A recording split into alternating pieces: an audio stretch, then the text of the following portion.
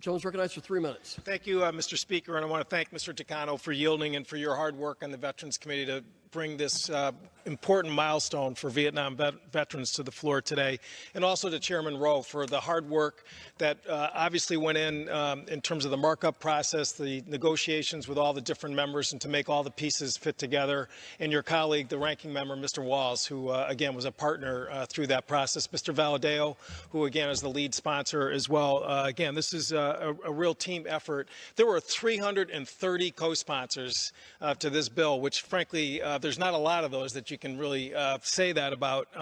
But obviously, there were some impediments that we had to sort of work our way through. So again, this was good hard work, real legislating that brought this measure to the floor. As has been said, back in 2001, the VA ruled against a Navy veteran, Mr. Jonathan Haas, who served on the ammunition ship USS Mount Katmai off the coast of Vietnam in his attempt to get Agent Orange benefits using the presumption that, again, extended to folks who served on the ground forces. Again, the foot on the ground rule was used by the VA to deny Mr. Haas his claim, and again, it has acted as an obstacle ever since. In the 112th Congress, a Blue Water Vietnam Veterans introduced in 2011 didn't pass. In the 113th Congress, similar bill was introduced in 2013 and it didn't pass. And again, in the last Congress, the 114th in 2015, we had another measure which was introduced and didn't pass. But yes, we are here today for the first time ever to address this grave injustice, which uses a very arbitrary technical rule that defies common sense, that, again, will open a path for folks who served in the U.S. Navy, our sea forces, to make sure that they get equal treatment in terms of getting the care that they need and that, frankly, they've earned.